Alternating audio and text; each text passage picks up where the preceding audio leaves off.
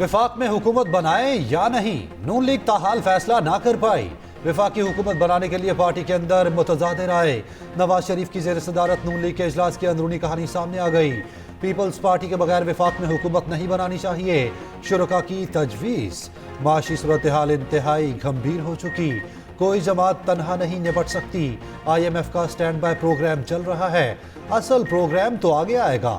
सियासत नहीं, रियासत बचाओ फार्मूले के तहत हुकूमत बनाने की संजीदा काविश की जाए। दूसरी तजवीज़, तमाम जमातों को साथ मिलाकर मुश्तरका हुकूमत तश्कील दी जानी चाहिए। मुशावरत का अमल आज भी जारी रहेगा।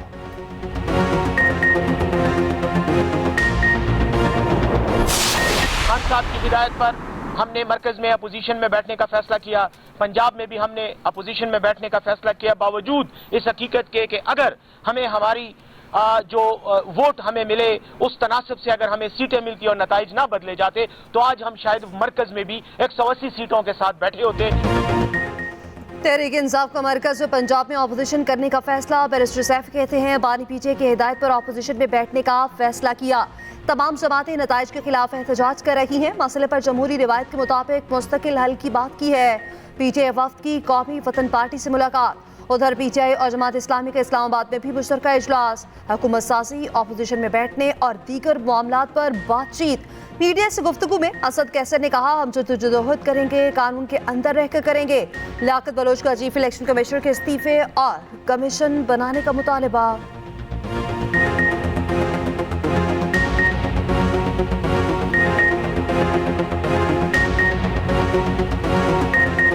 हम ये वाज़ेह करना चाहते हैं कि हम जो भी जदोजहद करेंगे, हम कानून और आइन के अंदर रहते हुए अपनी जदोजहद करेंगे। हम किसी तौर पर जो है ना, ये हमारी कोशिश है कि हमारी जदोजहद पर अमन जदोजहद हो और हमारा बुनियादी हक हमें दिया जाए, और वो हक है फेयर एंड फ्री इलेक्शन। मुबैना इंतखाबी धांधली के खिलाफ तहरीक इंसाफ आज मुल्क भर में एहतजाज करेगी। मुख्तलिफ शहरों में पुरअमन एहतजाजी मुजाहिरे होंगे। इस्लामाबाद इंतजामिया का एहतजाज या रैली की इजाज़त देने से इनकार। ज़िला इंतजामिया ने PTI की दरख्वास्त मुस्तरद कर दी। कहा, शहर में दफ़ा 144 नाफिज है, लोग किसी एहतजाजी सरगर्मी का हिस्सा बनने से गुरेज करें।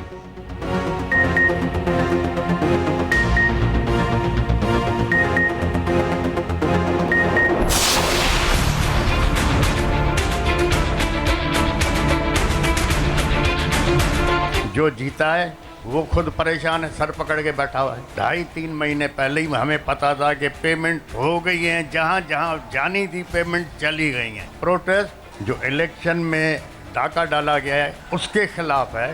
फौज हमारी अपनी है, जो हमारी फेडरेशन को संभाल रही है, उस फौज से हम दूर हो, हम ये सोच भी नहीं सकते हैं। अब तो ये जो फैसला जो हमारे करते हैं, अब उनको सोचना पड़ेगा कि अब आपके पास कौमी लीडर नेशनल लेवल पे नहीं रहा।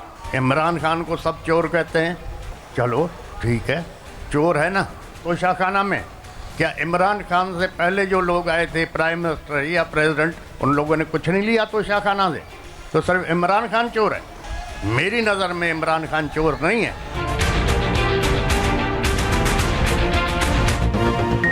मुबैना धांधली के खिलाफ GTA के जामशोरों में धरना। इलेक्शन का नतीजा 2.5-3 माह पहले बन चुका था, अदायगियां भी हो चुकी थी। पीर पगारा सिबगतुल्लाह राष्ट्री का दावा, कहा जो इलेक्शन जीता वो खुद सर पकड़ कर बैठा है। फौज के पास आसमाने के लिए कोई नहीं बचा। फैसला करने वालों को सोचना होगा, उनके साथ कौमी सतह का कोई लीडर नहीं। खुदा हमारी फौज को रहनुमाई दे कि कौम और आवाम के फायदे का सोचे। जो खिचड़ी पक गई है, हुकूमत 8-10 माह भी नहीं चल सकती। बोले, मेरी नजर में बानी PTI चोर नहीं, क्या दूसरों से तोशाखाना से गाड़ियां नहीं ली? इलेक्शन कमीशन ने PTI इंतखाबात में जमीन आसमान एक कर दिया। इलेक्शन में जो खरीदो फरोख्त हुई उसका कोई नोटिस नहीं लिया।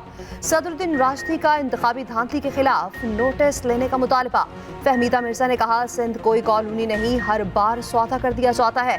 सायरा बानो ने कहा, चीफ इलेक्शन कमिश्नर पर आर्टिकल 6 लगना चाहिए। अय्यास लतीफ बोले, क्या सिंध को काला बकरा समझ रखा है? हाफिज नेमुर रहमान ने कहा, माफिया से जान छुड़ाना होगी।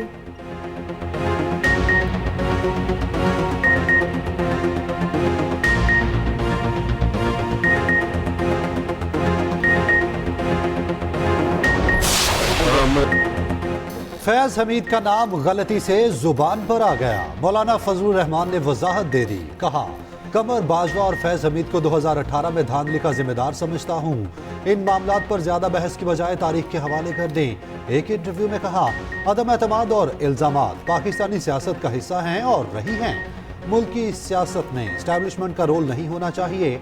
मुझे अदलिया और दीगर इदारों पर एतमाद नहीं। मैं इस निज़ाम के खिलाफ हूँ। कैसे मुमकिन है हमें रोने और चीखने की भी इजाजत ना हो।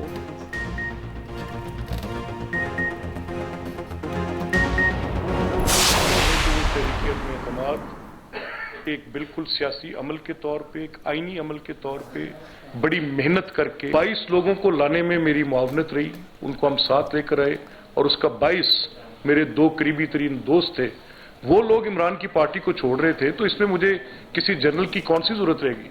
मुझे हैरानगी इस बात पर हुई कि मैं तो ये तस्लीम करता हूं कि मौलाना एक बड़े मुदब्बर हैं। अगर मौलाना के साथ वो को मुलाकात हुई, उस जमात के सरबराह से पूछ रहा हूं कि आपने फिर हमें क्यों धक्का दिया ऐसी अदम एतमाद में, जिसकी आपको किसी बाहर से आपको किसी ने तार हिलाकर कहा। मैं क्यों जनरल फैज को वजाहत दूंगा। मैं जनरल फैज जिसके खिलाफ 4 साल से मैं बरसरे पेकार हूं हर मैदानी अमल में, कम से कम मेरी जात को सामने रख के कोई बंदा बात कर सकता है। जब से ये शख्स इमरान इस मुल्क में है, ये भी मुझे मौलाना ने बताया, और 2014 से लेके अभी तक कोई एक दिन बता दें जिसमें पॉलिटिकल स्टेबिलिटी हो। तो अगर आज मौलाना उसके साथ बैठेंगे तो मैं सवाल नहीं उठाऊंगा, तो और क्या मैं शादियां नहीं बजाऊंगा। तहरीक अदम एतमाद से मुताल्लिक मौलाना फजल रहमान की दावे मुस्तरद। नून लीग ने सबूत मांग लिए। पीपल्स पार्टी का भी शदीद रद्द अमल। मलिक अहमद खान ने मुलाकात की अंदरूनी कहानी सुनाती। कहा, किसी के कहने पर हम अदम एतमाद नहीं लाए। एक मुलाकात जरूर हुई, मगर उसमें ऐसी कोई बात नहीं की गई। मेरी मौजूदगी में जनरल बाजवा ने कहा, ये ना करो। कहा, तहरीक अदम एतमाद वापस लें और इलेक्शन की तरफ जाएं। मौलाना ने मज़ाहमत की। मजीद कहा, 26 मार्च को मुलाकात बी मेस पे हुई। फैज हमीद उस वक्त वहाँ मौजूद नहीं थे। फैसल करीम कुंडी ने कहा, तहरीक अदम एतमाद का सबसे बड़ा फायदा मौलाना ने उठाया। 4 वजारतों के मसले लेकर अब बातें कर रखे हैं। मौलाना PDM सरबराह थे, तहरीक अदम एतमाद का साथ न देते।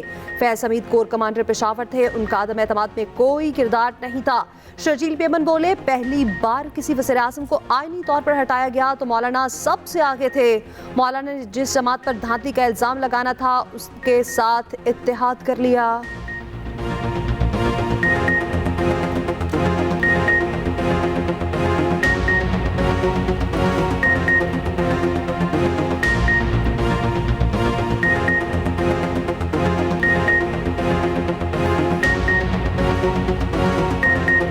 मौलाना फजल रहमान ने जो कल जनरल फैज की बात की है, उसमें तो जनरल फैज पेशावर के कोर कमांडर थे, उनका कोई रोल नहीं था। मौलाना फजल रहमान उस वक्त PDM के सरबराह थे। हमें तो PDM से निकाला गया था। किसके कहने पे निकाला गया था, किसकी फरमाइश थी, वो तो मौलाना साहब ही बता सकते हैं। लेकिन मौलाना साहब ने भी एक धरना दिया था और फरमाइशी प्रोग्राम पे वापस उठ के चले गए थे। नहीं बताया कि किसके कहने पे वो उठ के गए थे। PDM की जब हुकूमत आई, PDM के सरबराह थे, न करते अदम एतमाद। उस अदम एतमाद का सबसे बड़ा फायदा मौलाना फजल रहमान साहब को मिला। PDM की हुकूमत में आने के बाद जब उनको वजारतें मिली, सब कुछ मजे लूटने के बाद आज उनको ख्याल आया कि उनके साथ बहुत बड़ी ज्यादती हुई है।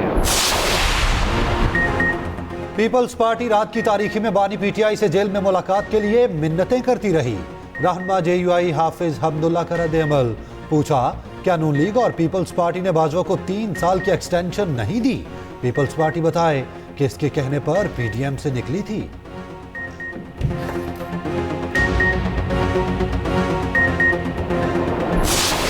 पाकिस्तानी का हक है कि वो धरने भी दे, जुमे की नमाज के बाद सियासी इबादत भी करे। हम आगे बढ़ते हैं और ये मुतनब्बे करते हैं कि हम अपने मैंडेट की हिफाजत करना जानते हैं। अब तक बर्दाश्त कर रहे हैं अमन की वजह से। बात आगे बढ़ी तो बात आगे बढ़ाएंगे। मैं तो लफ्ज ही नहीं अदा कर सकता कि वो मौलाना फजल रहमान साहब को किन अलकाबात से नवाजते थे, अल्लाह माफ करे। और आज आप देखिए बाम शीरो शक्र हो रहे। अच्छी बात है, अच्छी बात है, लेकिन माफी मांगो ना पहले। कमर बाजवा ने अदम एतमाद वापस लेने की बात की थी। MQM भी सामने आ गई। खालिद मकबूल सिद्दीकी भी सामने आ गए। कहा, 26 मार्च की मीटिंग में MQM मौजूद थी। इस गुफ्तगू को कौमी डायलॉग पर खत्म किया जाए। बात आगे बढ़ाई गई तो जमहूरियत को नुकसान होगा। मुस्तफा कमाल बोले, PTI मौलाना को क्या क्या कहती थी, आज शेरो शकर हो गए। अच्छी बात है, लेकिन पहले माफी तो मांगो। बोले, PTI ने कराची में ऐसा कौन सा काम किया था जो वोट मिलते। 2.5 साल तक PTI ने बल्दियाती इलेक्शन नहीं कराए थे।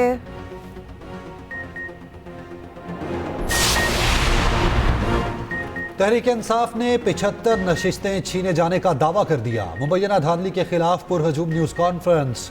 मरकजी सेक्रेटरी इत्तलात रऊफ हसन ने कहा, इलेक्शन में धांधली करके जमहूरियत पर हमला किया गया। हमारी 179 नशिस्तें होनी चाहिए थीं। 46 नशिस्तों का डाटा हमारे पास मौजूद है, बाकी जमा कर लेंगे। हमारे मुस्तरद वोट्स की तादाद विक्ट्री वोट से ज्यादा है। धांधली के खिलाफ हर हद तक जाएंगे। शांदाना गुलजार ने कहा, कराची से 12.5 लाख वोट मिले मगर एक भी सीट ना मिली। सलमान अकरम राजा ने कहा, यह इंतखाबी फ्रॉड नहीं, जमहूरियत पर हमला है। रिहाना डार बोली, ऐसे धांधली ज़दा इलेक्शन आज तक नहीं देखे। फॉर्म 45 असली नहीं जमा कराया हुआ एतराज के अंदर, सिर्फ ये स्क्रीनशॉट जमा कराया। तो मैं सवाल हुआ कि ये जो फॉर्म 45 वो किधर है? वो उनके पास कोई फॉर्म 45 मौजूद नहीं। वो सिर्फ इन स्क्रीन्स के ऊपर रिलाय करते हुए कि ये चैनल्स ने चला दिया है, इस वजह से ये फॉर्म 45 जाली है और जो इनके पास है वो फॉर्म 45 असली है। तो अगर फॉर्म 45 का ही मुद्दा है तो फॉर्म 45 में तो सबसे ज्यादा इंडिपेंडेंस जीते हैं, तो फिर जाली है सारे फॉर्म 45। ये तो नहीं हो सकता कि फॉर्म 45 जो हमारे पास हैं वो जाली हैं, लेकिन आपके पास जो स्क्रीनशॉट है टीवी का वो असली है। इलेक्शन की कार्रवाई पर कहीं से किसी ने एतराज नहीं उठाया। तर्जुमान नून लीग मरियम औरंगजेब की न्यूज़ कॉन्फ्रेंस। कहा, इलेक्शन कमीशन में फॉर्म 45 जमा नहीं करवाए जा रहे। आलमी मीडिया पीटीआई से फॉर्म का तकाजा करे। कहा, अमेरिका को इंतखाबात में मुदाखलत की दावत देना मुल्की खुद मुख्तारी के खिलाफ है। मौलाना फजल रहमान को जानती हूँ, उनका पीटीआई से इत्तेहाद नहीं होगा। अता तारड़ बोले, मनसूबाबंदी के तहत मीडिया को गलत नताइज फीड किए गए। सैकड़ों जाली फॉर्म 45 सोशल मीडिया पर शेयर किए गए।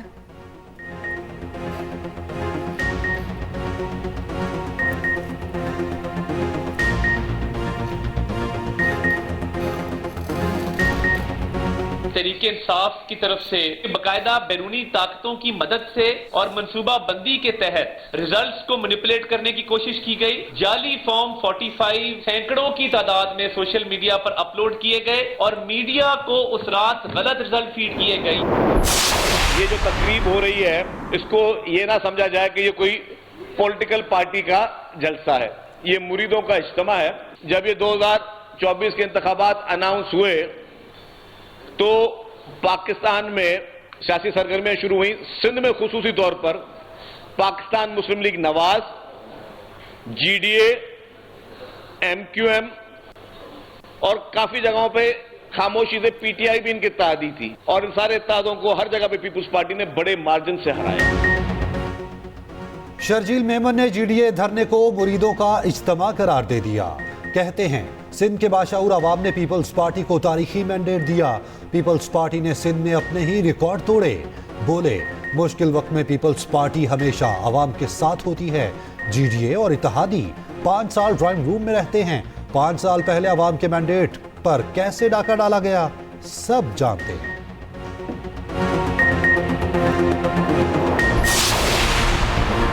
नून लीग को कौमी असम्बली में एक और सीट मिल गई। एनए 92 से आसाद जीतने वाले रशीद अकबर नवानी नून लीग में शामिल। पार्टी में नए शामिल होने वालों की मरीम नवाज से मुलाकात। मरीम नवाज ने कहा कि हमारे लिए इक़्तिदार नहीं, आवाम की खिदमत अहम है। इंतशार फैलाने वाले आज भी इंतशार फैला रहे हैं। पाकिस्तान को इंतशार नहीं, इस्तेहकाम चाहिए।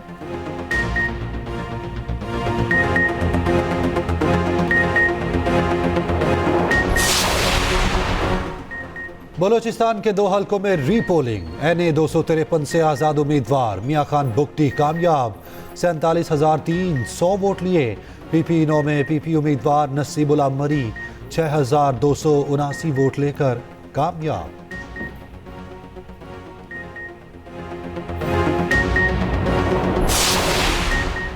मुबैना धांधली के खिलाफ मुख्तलिफ शहरों में एहतजाज जारी। जमात इस्लामी का इस्लामाबाद, कराची समेत दीगर शहरों में एहतजाज।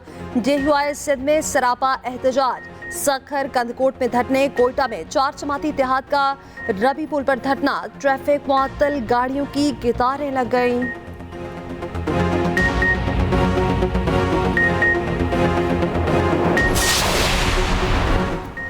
साबिक जज मुजाहिर नकवी के खिलाफ जुडिशल काउंसिल की कार्रवाई गैर मुअय्यना मुद्दत तक मुलतवी। 4 गवाहान के बयानात कलमबंद किए गए। उधर मुजाहिर नकवी का सेक्रेटरी जुडिशल काउंसिल को खत लिखा, रिटायर्ड जजेस के खिलाफ कार्रवाई काउंसिल का दायरा इख्तियार नहीं। सुप्रीम जुडिशल काउंसिल अपने इख्तियारात से तजावुज कर रही है। 10 जनवरी को मुस्ताफी हो चुका, सदर ने मंजूर कर लिया। काउंसिल की कार्रवाई मेरे इस्तीफे के बावजूद जारी है, कानूनी तौर पर कार्रवाई का हिस्सा बनने का पाबंद नहीं।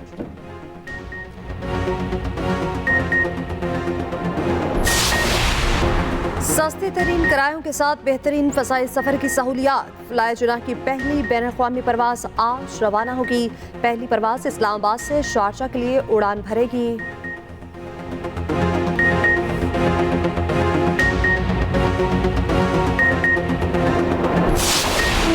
गजा पर बारूद की बारिश जारी, मजीद 112 फ़लस्तीनी शहीद। इसराइली फोर्सेस नसर अस्पताल में दाखिल, जनरेटर बंद होने से ज़ेर इलाज 5 फ़लस्तीनी जाँ बहक। रफ़ा में बमबारी से 11 अफराद शहीद। हमास की जवाबी कार्रवाइयाँ, एक और इसराइली फ़ौजी हलाक। जनूबी लेबनान में इसराइली हमलों में हिज़्बुल्लाह के 5 अहलकार शहीद। जनूबी इसराइल में बस स्टॉप पर फायरिंग, 2 अफराद हलाक, 3 जख्मी।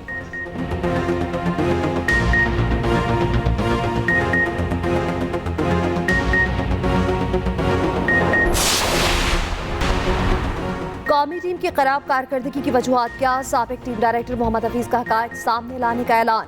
सोशल मीडिया पैगाम में लिखा, बतौर टीम डायरेक्टर नए किरदार को मुस्बत अंदाज और जज्बे के साथ कबूल किया। बदकिस्मती से नई मैनेजमेंट ने 4 साल कॉन्ट्रैक्ट 2 माह में बदल दिया। हमेशा की तरह तमाम तर जिम्मेदारियों का जवाबदेह हूँ।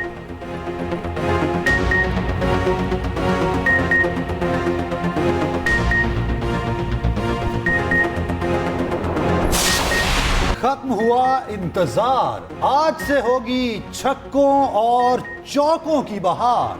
6 टीमें, 34 मुकाबले, एक चमकती धमकती ट्रॉफी। कदाफी स्टेडियम लाहौर में क्रिकेट का बड़ा मेला सजने को तैयार। HBL PSL 9 का आज से आगाज होगा। इफ्तिताही मैच से पहले रंगारंग तकरीब होगी, म्यूजिक का तड़का लगेगा। अली जफर और आयमा बेग रंग जमाएंगे, कई और भी नामवर फनकार परफॉर्म करेंगे। आतिशबाजी और लेजर लाइट शो आसमान को रंगों से भर देगा। कलंदर्स की धमाल होगी या यूनाइटेड का कमाल होगा। इफ्तिताही मैच में लाहौर और इस्लामाबाद में जोड़ पड़ेगा। दोनों कप्तान एक दूसरे को बड़ी टक्कर देने को तैयार। लाहौर कलंदर्स के कप्तान शाहीन आफरीदी कहते हैं, कोशिश होगी जीत का तसलसल बरकरार रखें। राशिद खान की कमी महसूस होगी। इस्लामाबाद यूनाइटेड के कायद शादाब खान भी बेहतरीन परफॉर्मेंस के लिए पुरअज़्म। कहा, कलंदर्स को होम ग्राउंड में हराना आसान नहीं होगा। उम्मीद है शाह ब्रादर्स अच्छी परफॉर्मेंस देंगे। नसीम शाह का एक और रूप सामने आ गया। फास्ट बॉलर एक माहिर सिंगर निकले। गाना गुनगुनाने की वीडियो सोशल मीडिया पर जा रही।